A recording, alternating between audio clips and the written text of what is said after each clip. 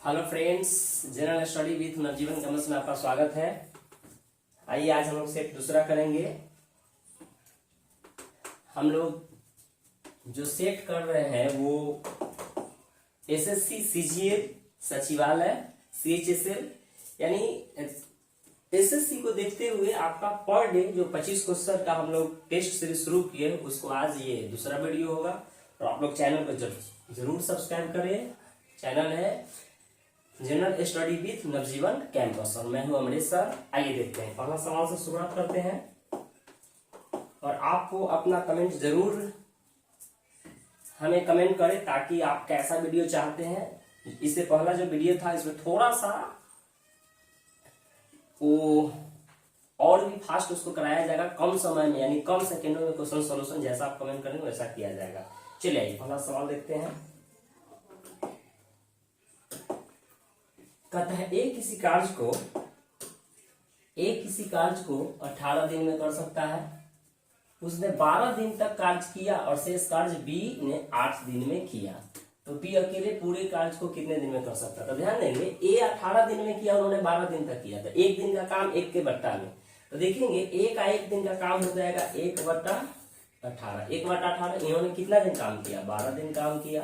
12 दिन में 12/18 काम हो जाएगा, मतलब काम टोटल हो गया आपका कितना 2/3, यानी 3 भाग में 2 भाग काम समाप्त हो चुका है। तो शेष बच गया कितना 1/3 काम, 1 भाग और काम बचा हुआ है। अब ध्यान देंगे और सवाल कहता है शेष काम बी ने किया, बी ने और कितना दिन 8 काम बचा हुआ है, कितना शेष देखेंगे 8 से रिमाइंडर, और ये कौन कर रहा है बी कर रहा है। तो 1 यूनिट काम करने में बी को लग रहा है 8 दिन, तो 3 यूनिट काम करने में हो जाएगा कितना 24 डेज, यानी आंसर हो गया आपका ये बी का हो गया। आगे ध्यान देंगे 1 दिन का काम 1/8 हुआ है, ए ने 12 दिन तक काम किया तो 12 से गुना कर दिए, तो कैंसिल आउट किए तो 2/3, यानी 3 भाग में 2 भाग हो गया काम। ठीक है, 3 भाग में 2 भाग हो गया तो शेष कितना बच गया, ध्यान दीजिए आप, 3 भाग में 2 भाग हो गया तो 1 भाग और काम कर रहा है, जो कौन करेगा बी करेगा, और बी एक काम करने में अगर 8 दिन रहा तो 3 काम करने में कितना 24, और ये टोटल काम को दर्शाता है। चलिए अगला सवाल देखेंगे। 2 नंबर सवाल है, एक वस्तु का अंकित मूल्य 900 रुपया है। अंकित मूल्य कितना है 900 रुपया है। यह 20%, 10% के 2 क्रमागत छूटों के साथ मिलते हैं। छूट का मतलब डिस्काउंट। तो कहता है वस्तु का विक्रय मूल्य क्या है। बहुत सिंपल है, देखेंगे वेरी सिंपल। देखेंगे हम क्या करेंगे, अंकित मूल्य लिख लेंगे आपका 900, पहला डिस्काउंट, या तो आप इसको क्या कर सकते हो 2 अलग अलग डिस्काउंट को सिंगल डिस्काउंट में बदल लेंगे, तो 20 और 10 30 और 20 10 यानी 28% हो जाएगा। ठीक है, 2 अलग अलग डिस्काउंट का सिंगल डिस्काउंट यानी एकल डिस्काउंट हो जाएगा 28%, तो 28% लेगा।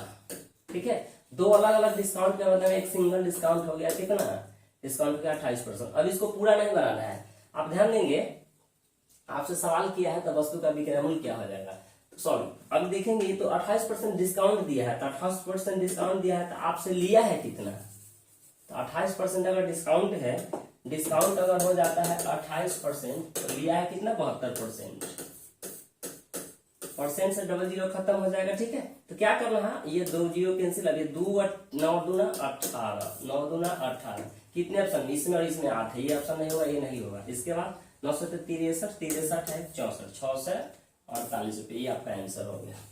आप ऐसे भी कर सकते थे, एक और तरीका से ऐसे बना सकते थे, 9 से गुना 20% डिस्काउंट दिया तो आपसे लिया कितना 80% का मान 4/5 होता है। आपको अगर 20% छोड़ दिया तो आपसे 80% लिया, फिर इस छूट पे कितना प्राइस आ गया, इस पर एक और की मन में आए तो एक और छूट दे दिया 10% का, तो अब 10% आपको छूट देगा तो आपसे लेगा कितना 90%, 90% का मान हो जाएगा 9/10। आप ध्यान देंगे इसे कैंसिल आउट करेंगे तो 0 से 0 कैंसिल आउट हो गया, 5 से 18 95, वही बात आ गया, गुना करेंगे तो हम लोगों को आ जाएगा 6 से 48। अगला सवाल देखेंगे 3, एक व्यक्ति अपने मासिक आय का कुछ भाग खर्च करता है, बाकी बचत करता है, यानी इसमें खर्च और बचत की वैल्यू दिया है।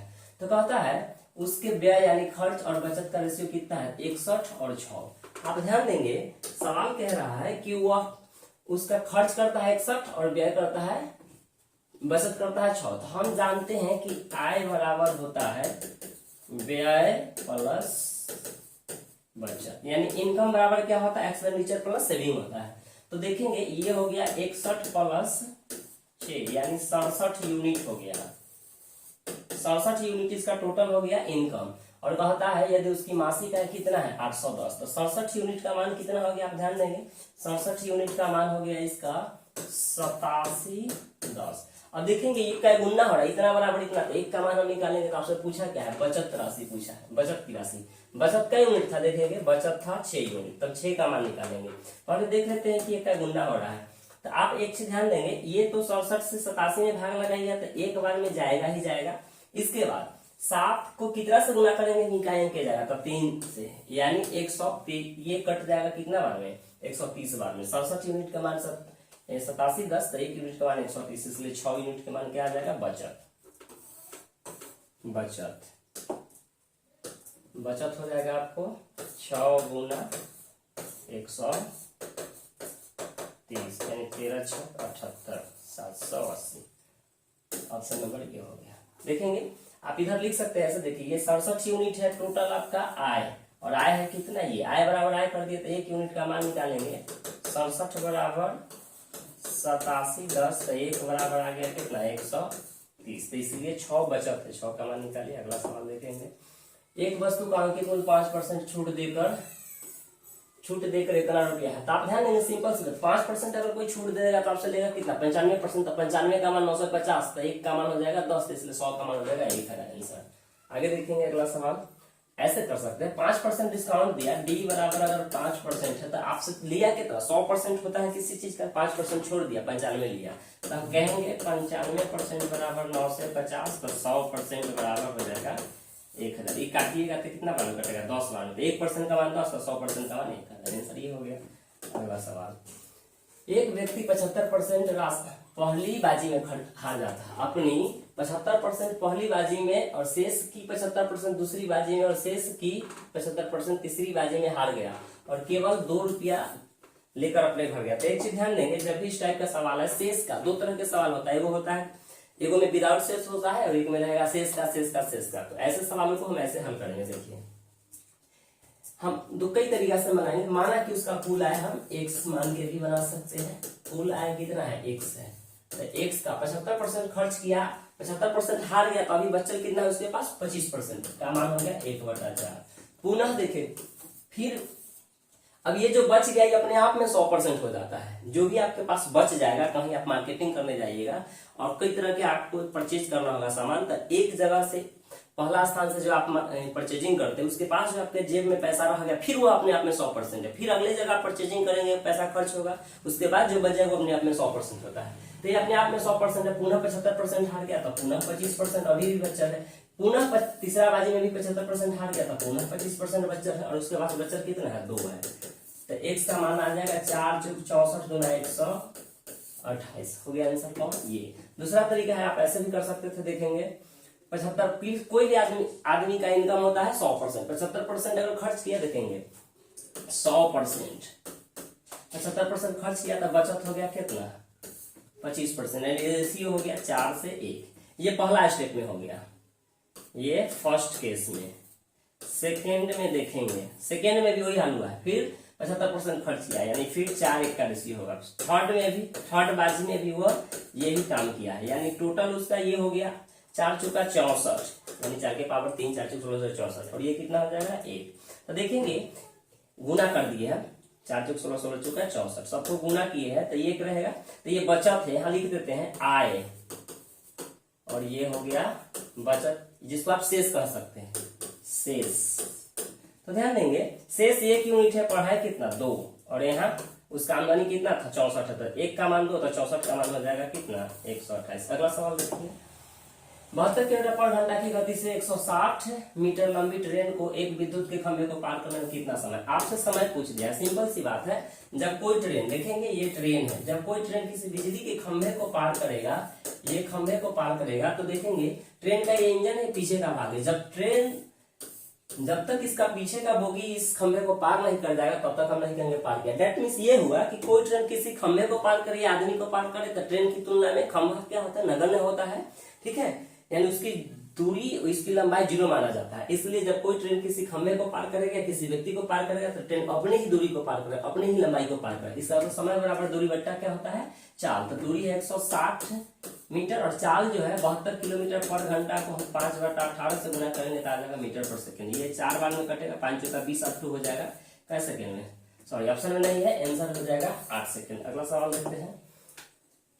ये कहता है यदि x + 1y 9x = 4। देखेंगे सवाल ऐसा है, x + 1y 9x = 4 है, ऐसा है, मिसप्रिंट हो गया है, तो आपसे इसका जवाब देना है। देखेंगे कैसे ये हल होगा। आपको दे रखा है कि x + 1y 9x बराबर हो गया कितना, 4।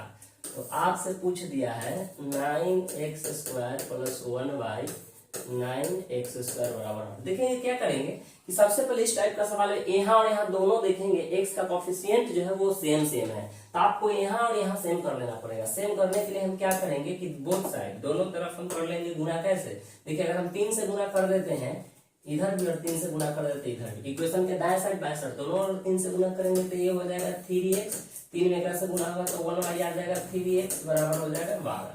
अब ध्यान देंगे, सीधी सी बात है कि अब इसको हम एक बार वर्ग कर देंगे, वर्ग करेंगे तो ये आ जाएगा 9x² + 1y 9x² + 2ab।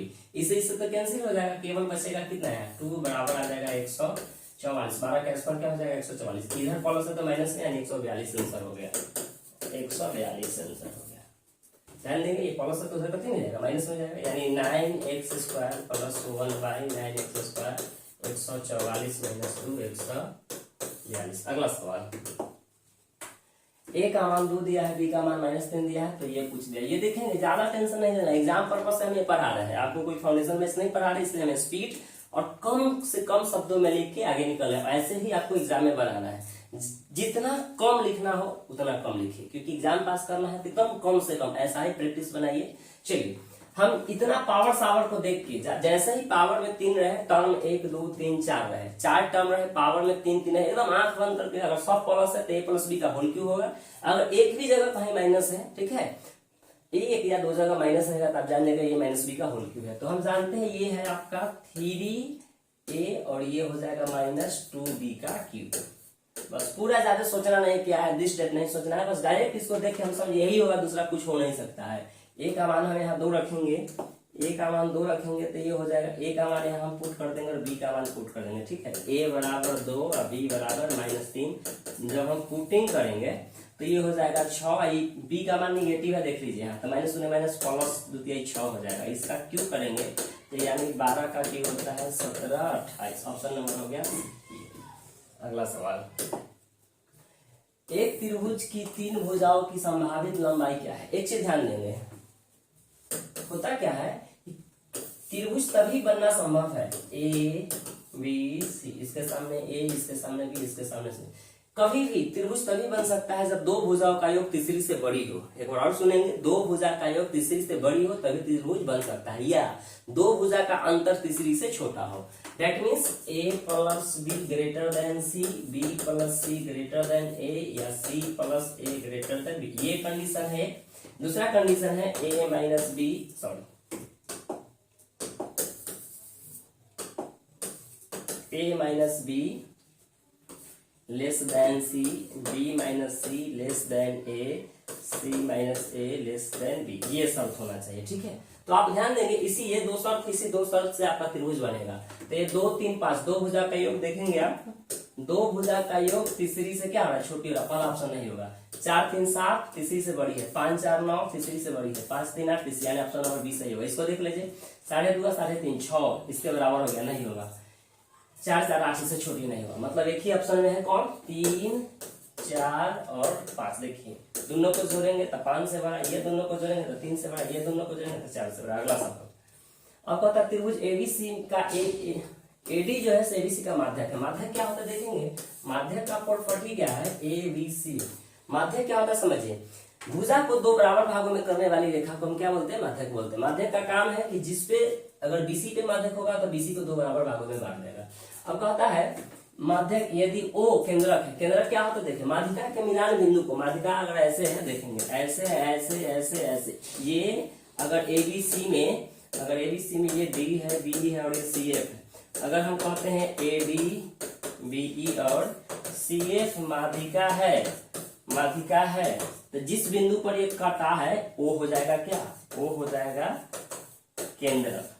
माध्यिका के कटान बिंदु को केंद्रक बोलते हैं। एक चीज और ध्यान देंगे, माध्यिका जो होता है ए बी सी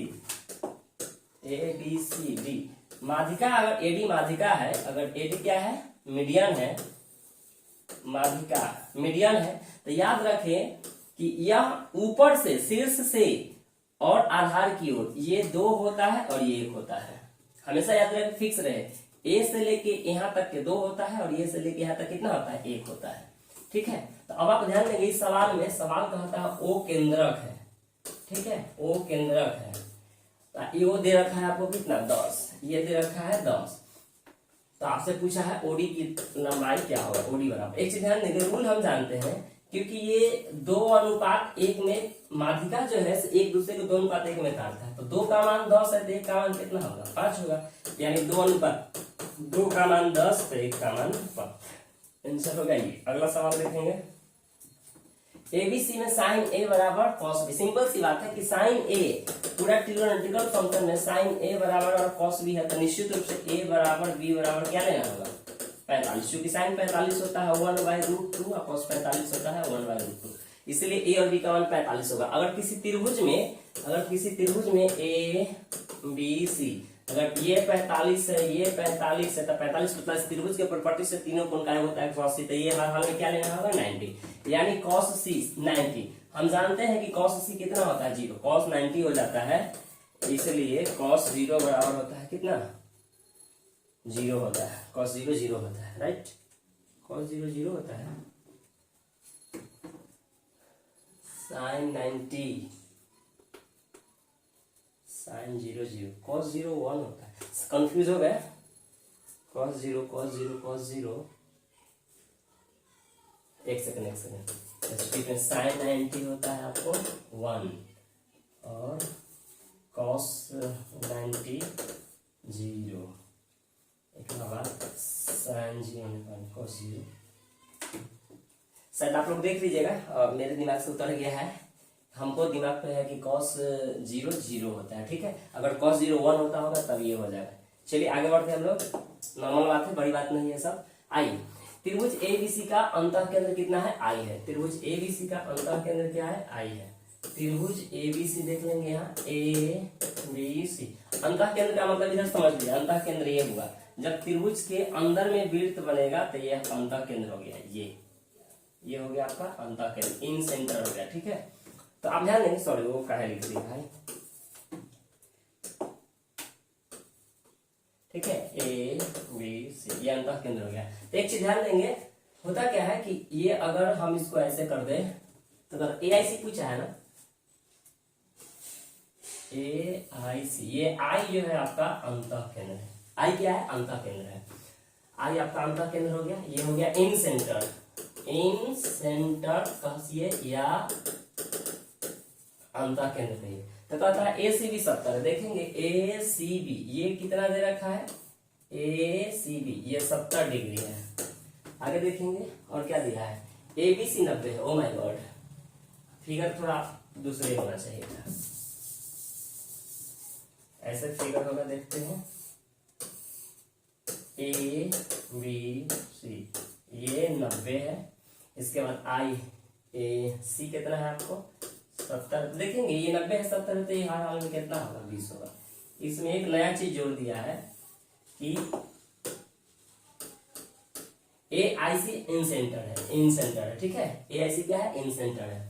तो आपसे कह रहा है ए आई सी क्या होगा, ए आई सी बराबर होगा, एक चीज ध्यान देंगे, जब कभी भी इन सेंटर हो, जब कभी भी इन सेंटर हो तो आपसे पूछा है ए आई सी, तो ध्यान देंगे ये कैसे होता है कि जब इन सेंटर का मतलब ही होता है ये अल्फा होगा तो ये अल्फा होगा, ये बीटा होगा तो ये क्या होगा, बीटा होगा। तो प्रॉपर्टीज है कि यदि किसी भी त्रिभुज में, किसी भी त्रिभुज के दो भुजाओं को आंतरिक द्विभाजक मिलता हो, यदि किसी यदि किसी त्रिभुज के दो कोनों को आंतरिक द्विभाजक आई पर मिलता हो या ओ पर मिलता हो या बी पर, जिस किसी भी बिंदु पर मिलता हो, तो क्या होता है कि ए आई सी बराबर होगा, इसमें देखेंगे ए आई सी बराबर होता है 90 प्लस तीसरे कोण के आधे के बराबर, 90 प्लस तीसरे कोण के। तो ये एंगल जो हो जाएगा आपको 90 प्लस तीसरा कोण बी, यानी कितना हो जाएगा 45। 90 का आधा कितना हो जाएगा 45, या पूरा ऐसे लिख लीजिए, ये हो जाएगा 90 यानी 35, 45, 90 प्लस 45 कितना हो गया 135। मतलब इसको बनाने की जरूरत नहीं था, सीधी सी बात है कि आपसे जैसे ही पूछेगा ए आई सी तो 90 प्लस तीसरे कोण के आधा, तीसरा कोण ये है, इसका आधा 135 आंसर हो जाएगा। हम कुछ इस पे अलग से कुछ एक्स्ट्रा हम आपको बता देते हैं। सपोज कीजिए ए बी सी, ये है अगर ये है आपका आई, तो आपसे पूछेगा बी आई सी, तो ध्यान देंगे। हाँ, एक चीज याद रहे इसमें कि ये कोण का द्विभाजक होना चाहिए, जैसे अल्फा तो ये भी अल्फा, ये बीटा तो ये भी बीटा, ठीक है। तो तीसरे कोण क्या हो जाएगा 90 प्लस कोण ए बाई 2। आप ध्यान देंगे, एक फिगर हो गया। दूसरा फिगर आपको देखते हैं, आपका आंसर तो हो चुका है, यहां बना दिए हैं। दूसरा फिगर आप देखिए, दूसरा फिगर देखेंगे कंसेप्ट आप समझ जाएंगे, तो आप खुद से भी बना लेंगे। आप देखिए दूसरा फिगर ये होगा ए बी सी, इस बार इसको मिला दीजिए, ठीक है। ये मान लेते हैं आई इन सेंटर, अंतः केंद्र होना चाहिए। अंतः केंद्र होगा तो देखिए एग्जाम में कैसे कहेगा, या तो कहेगा कि आई अंतः कोण है, या एग्जाम में कह देगा कि दो कोण का द्विभाजक आई पर मिलता हो। दो कोण का द्विभाजक मतलब ये अल्फा तो ये अल्फा, ये बीटा तो ये भी बीटा। देखिए सवाल में अगर ये अंतः केंद्र न कहेगा तो द्विभाजक कहेगा कि किसी त्रिभुज के दो कोणों का द्विभाजक आई पर मिलता है, तब भी हम यही कंसेप्ट लगाएंगे। या कहेगा किसी त्रिभुज का अंतः केंद्र आई है, तभी वही कंसेप्ट लगाएंगे। तो यहाँ से देखेंगे क्या होगा बी आई सी, अरे वही बात हुआ क्या बी आई सी, इधर लिख दिया ना बी आई सी। चलिए इसको थोड़ा सा स्पीड है इसलिए गड़बड़ा रहा है।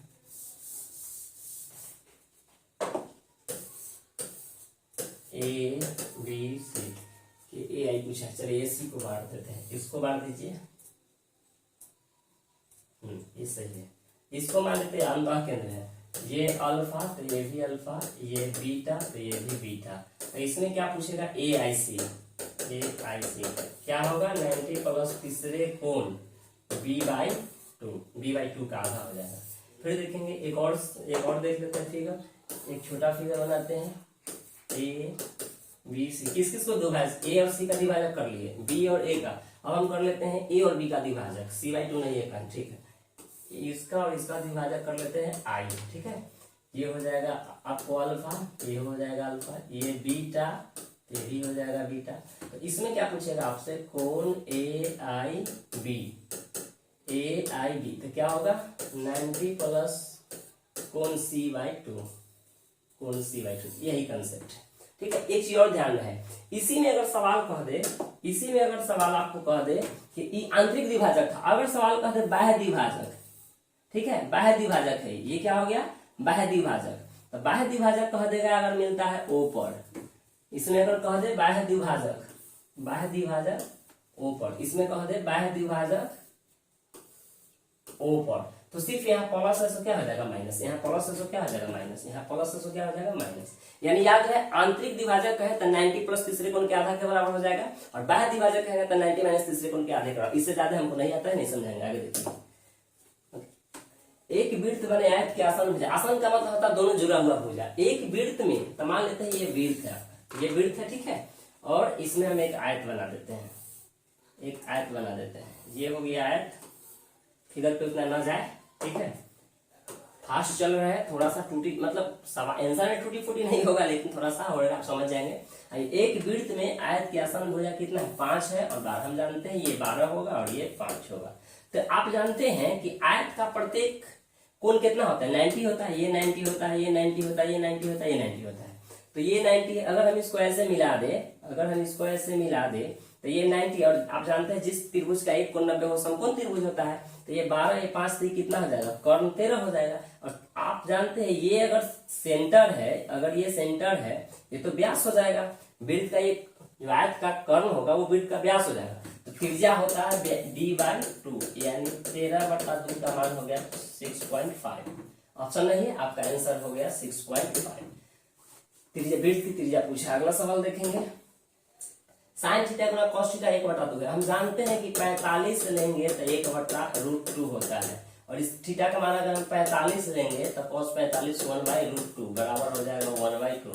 यानी थीटा का मान 45 लेने से संतुष्ट करता है, तो ये 1/2 माइनस 1/2 क्या हो जाएगा, आंसर 0 हो जाएगा। आगे देखेंगे अगला सवाल का होता है 100 परीक्षणों का माध्य 40 है। 100 परीक्षणों का माध्य कितना है, 40 है। बाद में देखा गया कि एक माध्य 53 के जगह कितना कर दे सकते हैं। देखिए समझने वाली बात है, हम चाहेंगे तो बेसिक तरीका से भी बना देंगे, हम चाहेंगे तो बाय ऑप्शन भी बना देंगे। सवाल कह रहा है कि आप ही बताइए, आप एग्जाम देने गए, आपको नंबर 53 आया लेकिन दे दिया कितना 83, और तब आपका पांचों सब्जेक्ट का मिलाकर औसत कह रहा है कितना 40। तो ये गलत है कि नहीं, एकदम गलत औसत है, क्योंकि आपको नंबर कम आया दे दिया जाते, फिर एग्जामिनर को पता चलेगा, आपका फिर से वो क्या होता है ना, फिर से आपको बुलाया जाएगा, आपका मार्क्स क्या किया जाएगा, कम कर दिया जाएगा। तो ध्यान देंगे कितना कमी करेगा मार्क्स में, तो मार्क्स में 30 का कमी करेगा। औसत अब देखेंगे मार्क्स में 30 का कमी करेगा तो योगफल पे प्रभाव पड़ जाएगा, योगफल पे प्रभाव पड़ेगा तो औसत पे प्रभाव पड़ेगा, यानी कि औसत जो 40 था ठीक है वो 40 कमेगा। तो सही औसत क्या होगा देखेंगे, सही एबी से एवरेज हो जाएगा। पहले से औसत कितना था 40 था, पहले से औसत 40 था, औसत प्रभावित होगा कितना से प्रभावित होगा 30 से। कई परीक्षणों में 100 परीक्षणों में 30 से होगा, तो हम यहाँ देखेंगे औसत में से जब भी घटेगा औसत तो 30/100 यानी 0.3 आंसर हो जाएगा 39.7। आंसर हो गया कौन 39.7। अगर आप बेसिक मेथड से बनाना चाहते हैं तो ऐसे बनेगा। ध्यान देंगे बहुत तरीका है, 100 परीक्षण है और औसत उसका कितना है 40, ये हो गया 100 का योगफल। तो योगफल तो गलत है ना भाई, आप 53 न जोड़, 53 की जगह 83 जोड़ लिए, तो आप ध्यान देंगे कितना इसमें ज्यादा जोड़ लिए, तो आपको जोड़ना था 53 जोड़ लिए 83, तो सही जो था उसको तो आप जोड़ लीजिए, लेकिन गलत था उसको घटा दीजिए। ये सही औसत हुआ, सही योगफल हुआ।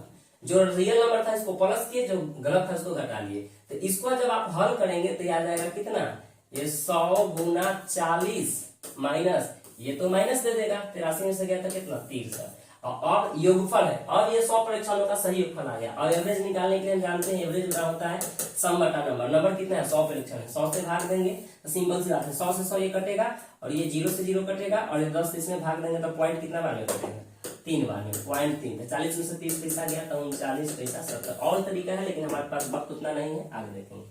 इसको सोल्यूशन करेंगे तो 3x से गुना करेंगे तो कितना हो जाएगा 3x, x से x कट जाएगा तो -2 बराबर ये हो जाएगा 3/x। ये प्लस इधर माइनस में आ जाएगा, 3 कॉमन भी कर लेंगे तो 3 कॉमन कर लेंगे तो x माइनस 1/x, और ये माइनस से इधर जाएगा प्लस में, यहाँ से x माइनस 1/x आ गया 2/3। सवाल क्या किया है x² प्लस 1/x²। अब इसको अगर हम वर्ग कर देंगे, इसको क्या करेंगे s³ का मतलब वर्ग हो गया, वर्ग करेंगे तो आपको आ जाएगा a² प्लस b²। देखिए -2 हो जाएगा तो उधर प्लस में चल जाएगा, ठीक है, तो ये आ जाएगा 2/2/3।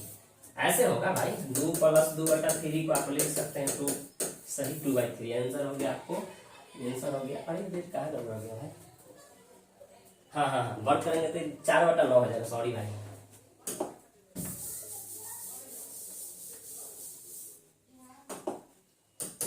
ये हो जाएगा आपको कितना, वर्ग करेंगे तो ये हो जाएगा कितना 4/9, इधर -2 इधर +2 हो जाएगा, तो आपको आ जाएगा 2 सही 4/9, ऑप्शन नंबर डी। अगला सवाल अब देखेंगे AQ + 1/AQ का मान 2 रेखा है, तो इसका मान क्या होगा। एक चीज ध्यान देंगे, इसको थोड़ा सा आगे बढ़ा लीजिए तो ये आ जाएगा a² + 1/a। इसको थोड़ा सा आगे बढ़ाएंगे तो a² में से भाग देंगे तो ये रहेगा, 1 में से भाग देंगे तो 1/a बराबर 1। ये पूछ रहा है, तो एक चीज ध्यान देंगे a + 1/a का मान 2 होगा तभी देखेंगे, a + 1/a बराबर 2 होगा तो a के पावर n + 1/a के पावर n ऑलवेज क्या होगा 2 ही होगा, ठीक है। तो इसीलिए अगर हम इसका मान ले लेते हैं कितना, इसका मान अगर हम 2 लेते हैं तो इसका मान कितना रहेगा 2 ही रहेगा। या आप यहाँ से इसका मान 1 पुट करेंगे, यहाँ से तो 1 आए कितना रहेगा 2, तो 1 का क्यूब 1 का क्यूब 1 जोड़े 2, इसलिए आंसर हो गया कितना 2। आगे ध्यान देंगे, आपसे इसका मान पूछा तो हो गया। अगला सवाल है 5 सेमी त्रिज्या वाले एक गोले को समान त्रिज्या आधार वाले एक शंकु में गलाया जाता है, तो शंकु की ऊंचाई जाता है। आप ध्यान देंगे कह रहा है कि 5 सेमी त्रिज्या वाले गोले, ये गोला है, ठीक है, जिसकी रेडियस कितना है 5, रेडियस कितना है 5, रेडियस कितना है 5, रेडियस है 5। अब इसको पिघला करके आप क्या बना रहे हैं, शंकु बना रहे हैं। तो ध्यान देंगे जब आप शंकु बनाएंगे, इसको पिघला करके शंकु बना गया तो कहता शंकु की ऊंचाई क्या, तो ये पूछ रहा है। सवाल कह दिया है गोले के समान त्रिज्या वाले आधार वाले एक शंकु, मतलब इसका भी रेडियस कितना है, 5 ही है। तो आप एक बात जान लीजिए, जब कभी भी किसी एक आकृति से दूसरी आकृति में परिवर्तन करेंगे तो केवल आकार बदलता है, आयतन नहीं बदलता है। हमेशा ये कंसेप्ट याद रहेंगे, आकार बदल गया आयतन से बदलेगा। तो देखेंगे गोले का आयतन होता है 4 पाई आर स्क्वायर। आर का क्यू हो जाएगा कितना, 5 गुना 5 गुना 5, 4 पाई आर क्यू हो गया। शंकु का आयतन होता है 1/3 पाई आर स्क्वायर, यानी 5 × 5 × h। पाई से पाई कैंसिल हो जाएगा और 2 5 से 2 5 कैंसिल हो गया, 5 का 20 20 दिया 60, यानी h बराबर क्या हो गया 60। ये भाई कहाँ गड़बड़ हो गया जी, अरे हाँ 5 का 20, 2 5 से 2 5 तो कैंसिल हो गया, ठीक है। 5 का 20 दिया 60, क्या गलती हो गया भाई। 5 से नतीजा वाले गोले के समान त्रिज्या आधार वाले एक शंकु में, तो शंकु की ऊंचाई गोले का आयतन 4, ओ माय गॉड 4 बाई क्या होता है 3, तब 4 बाई, देखेंगे 3 से 3 कट गया तो आपका क्या हो गया h बराबर 5 का 20 सेंटीमीटर, 20 सेंटीमीटर ऑप्शन हो गया ये, ठीक है। ये 3 मिस कर गए थे हम, देखिए 7 से लिख देते हैं।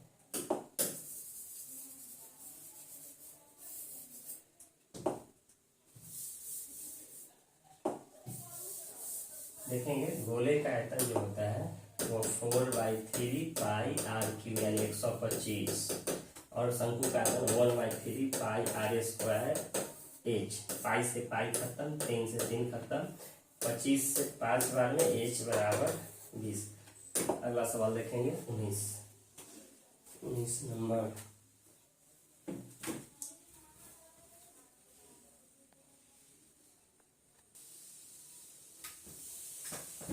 अगला सवाल देखेंगे, अगला सवाल है कि किसी राशि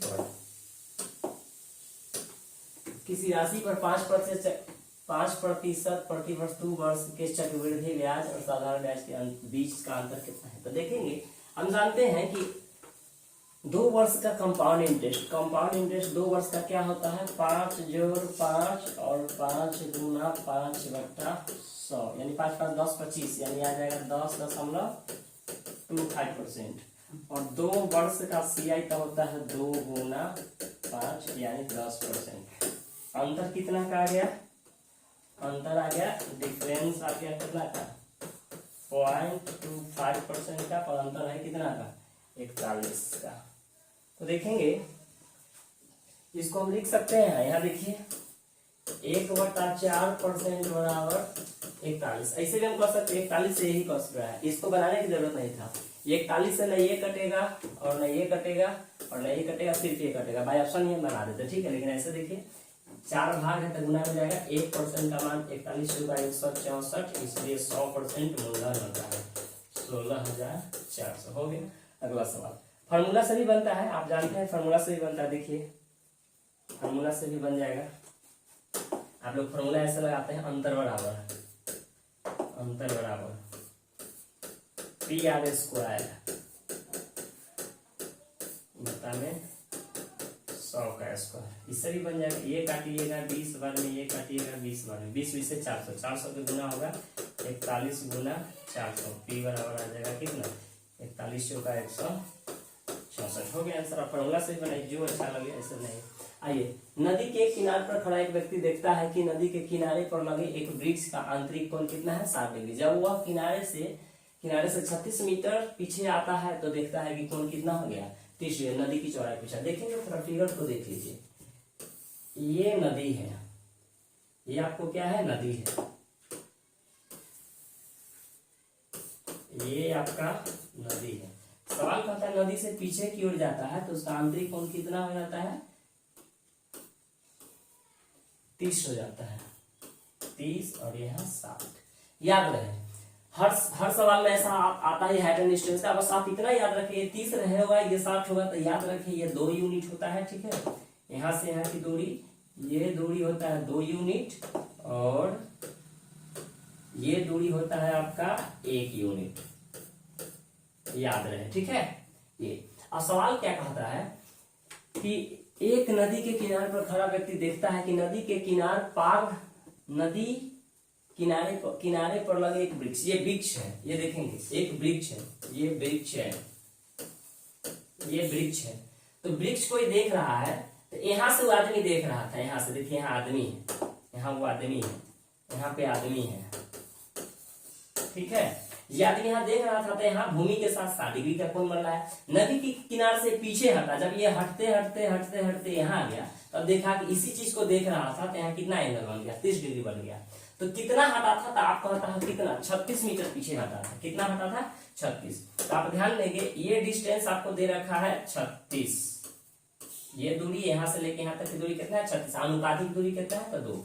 तो हम 2 यूनिट अनुपात में दूरी है, पर रियल में कितना पीछे हटा था, 36। 2 का मान 36, तो 1 का मान 18। ये पूछा है नदी की चौड़ाई, क्या पूछा है कि नदी की चौड़ाई, नदी की चौड़ाई। तो ये ना नदी था, कई यूनिट है, 1 यूनिट, तो 1 का मान कितना आ जाएगा, 18। 1 यूनिट का मान 18, यही हो गया आंसर, ठीक है। इसमें एक और चीज पूछा जा सकता था, ऊंचाई अगर पूछता कि ये क्या होगा, ठीक है, ऊंचाई क्या होगा, तो आप ऊंचाई कहते थे, ये कई यूनिट मान आता है, हम देख लेते हैं, जल्दी से देखिए, देख लेंगे। ये अगर 60 है और ये अगर 30 है, ये A है, B है और ये C है और ये D है। सपोज कीजिए, ये आप ध्यान देंगे, 60 के सामने आप क्या लिखेंगे, √3, तो ये 30 होगा, ये 90 है, तो ये कहाँ लिखेंगे, 1। अब देखेंगे 30 के लिए यहाँ हो जाएगा कितना, 1।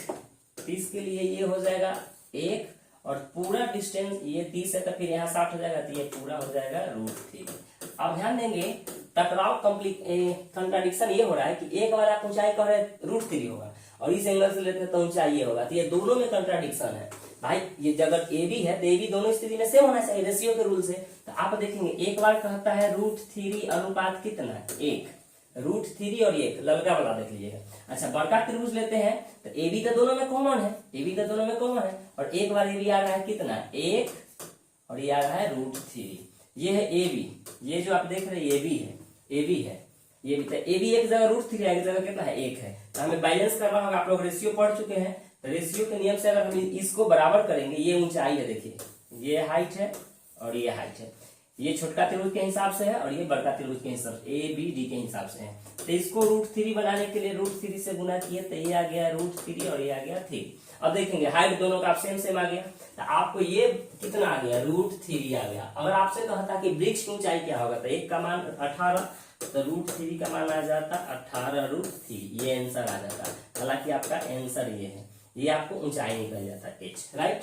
तो इस डाटा को आप याद रखें। देखिए, हम इसलिए आपको बताए थे कि ऊंचाई ऐसी स्थिति में ऊंचाई h होगा, ठीक है। ये कितना होता है, 2 होता है, 1 होता है। 45 रहेगा, तो उस पर भी चर्चा करेंगे। चलिए अगला सवाल हम देखते हैं। अगला ग्राफ है, अगला ग्राफ है, कहता है कि ग्राफ देखिए, वर्तमान खर्च है, ये खर्च को दिखा रहा है, ये खर्च को दिखा रहा है। कहता है ऋण ब्याज पर किया गया खर्च, ऋण ब्याज पर, ऋण है, शायद आपको स्पष्ट नहीं दिख रहा होगा हमको, हाँ ये ऋण यहाँ है। कहता है ऋण ब्याज पर किया गया खर्च परिवहन पर किए गए खर्च से कितना अधिक है, प्रतिशत में कह रहा है। तो ऋण पर कितना खर्च किया देख लेते हैं, अंदाज से ले लेते हैं 18 के आसपास, 18, ऋण पे 18 है, ठीक है, ये 18 है खर्च। अब देखेंगे परिवहन पे कितना खर्च है, देख लेते हैं। परिवहन ये 12.5 है, तो इसको 12.5 है, तो हाँ उसको 17.5 कर लीजिए, दोनों पॉइंट में ले लेते हैं, ठीक है।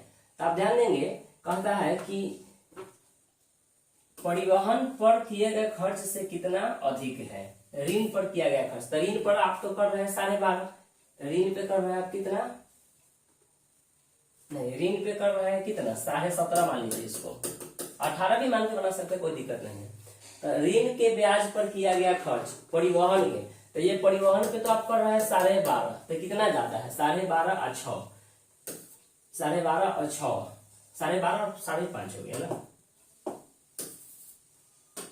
12.5 और 5, यानी 5 खर्च कर रहे हैं, 5 अधिक कर रहे हैं, किससे, तो आप कर रहे हैं परिवहन पर किए गए खर्च, परिवहन से, परिवहन पे कितना है 12.5, इसको परसेंट में बदलेंगे तो देखेंगे ये 12.5 8 होगा, 12.5 8, 8 बचे 40, ऑप्शन में तो 40 है, ऑप्शन में तो 40% है, यानी हो गया कितना 40%, 12.5 कितना ज्यादा किया है, 5 ज्यादा किया है, कितना से 12.5 से, अगर हम 12.5 मानते हैं तब,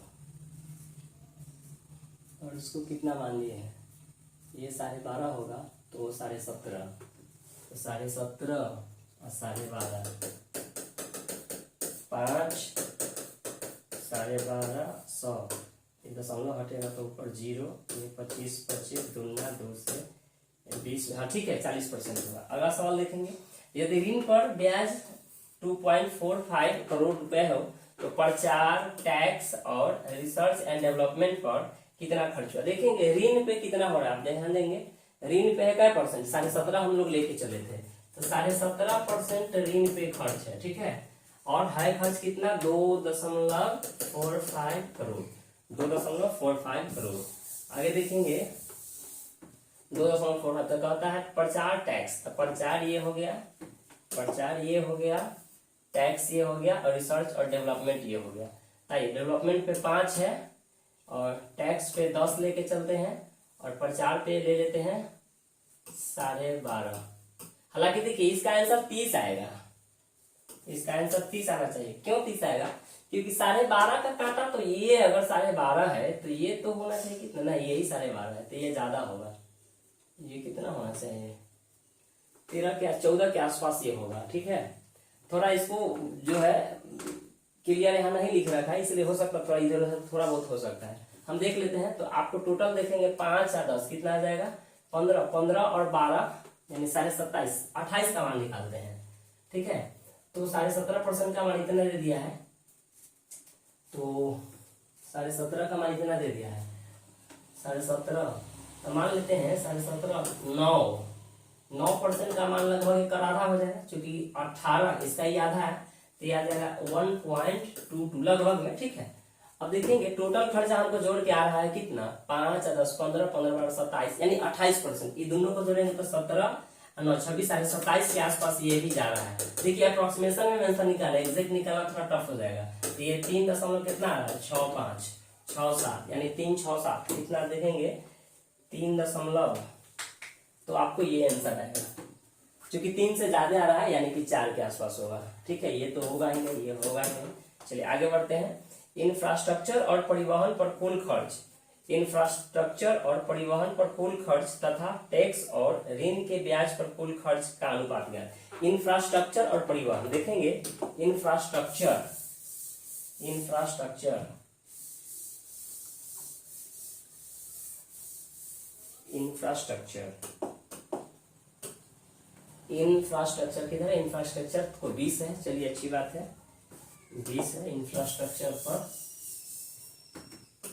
यहाँ लिख देते हैं 20। इसके बाद है परिवहन पे है आपका 12.5, इस ये दोनों हो गया पर कुल खर्च, तथा टैक्स और ऋण पे, टैक्स पर मान के चलते हैं 10 और ऋण पे मान के चलते हैं कितना 17.5, तो ये आता है आपको कितना 32.5 और ये आ जाएगा 37.5, 37.5। डेसिमल अगर कैंसिल आउट होता है तो आपको आ जाएगा, डेसिमल से डेसिमल हट जाएगा तो 25 से कट जाएगा, 25 13 बार में, क्या ऑप्शन में 13, एक ही ऑप्शन में 13, ज्यादा दिमाग नहीं लगाना है, लेकिन गड़बड़ हो रहा है। अगर 325 का मान 13 है तो 375 का मान तो ज्यादा ही होगा जाएगा ना। तो क्या कह रहा है, टैक्स और ऋण, टैक्स का 10, अरे हाँ भाई ऋण तो 27 ना होगा, ये 27 होगा, अब ठीक हो जाएगा, अब 11 हो जाएगा, ठीक है। अब आगे का सवाल देखेंगे। देखिए ये 17.5 है ना, तो ये दोनों को जोड़ेंगे तो कितना होगा सर, ये दोनों को जोड़ेंगे तो कितना होगा 32.5, चलिए ये 32.5 हो जाएगा, और ये आ जाएगा कितना 17, 10, 27, 27, जैसे एक ही ऑप्शन में 17 था। आगे देखिए, यदि कंपनी का कुल खर्च 20 करोड़ है तो कंपनी का कुल खर्च 20 करोड़ है, सबको जोड़ेंगे तो 100% आएगा, ओके। तो कहता है वाहन और वेतन पर कुल खर्च क्या, तो हमको उससे मतलब नहीं है। वाहन पर यहाँ देख लीजिए, वाहन पर किधर है जी, वाहन वाहन वाहन वाहन, परिवहन 12.5 है, वाहन पे तो 12.5 है, और क्या कहता है वेतन पर, वेतन किधर है, वेतन पे कितना है 20% लेके चलिए, ये डेसिमल हटेगा तो यहाँ एक 0 बैठ जाएगा, तो 125 और ये 200, 25 5 25 8 5 8, ऑप्शन नंबर सी। चलिए तो इन हो गया। अगर आप लोग को अच्छा लगे तो आप चैनल को सब्सक्राइब करें, शेयर करें और लाइक भी करें और कमेंट करें। किसी प्रकार के अगर आप सुझाव देना चाहें तो आप कमेंट के माध्यम से हमें जरूर बताएं कि और फास्ट हम और शॉर्ट में सॉल्यूशन करें या थोड़ा सा और एनालिसिस करके, ठीक है, जैसा आप कहेंगे उस हिसाब से किया जाएगा। और ये मेरा दूसरा वीडियो है, आप अधिक से अधिक इसको शेयर करें। हम पर डे आपको एसएससी सीजीएल सचिवालय के हिसाब से आपको पर डे 25 क्वेश्चन का सोल्यूशन देंगे, ठीक है। आप लोग जरूर रहे, ऑनलाइन ऑफलाइन दोनों पटना में क्लास चलता है, आप लोग ज्वाइन कर सकते हैं। Thank you very much.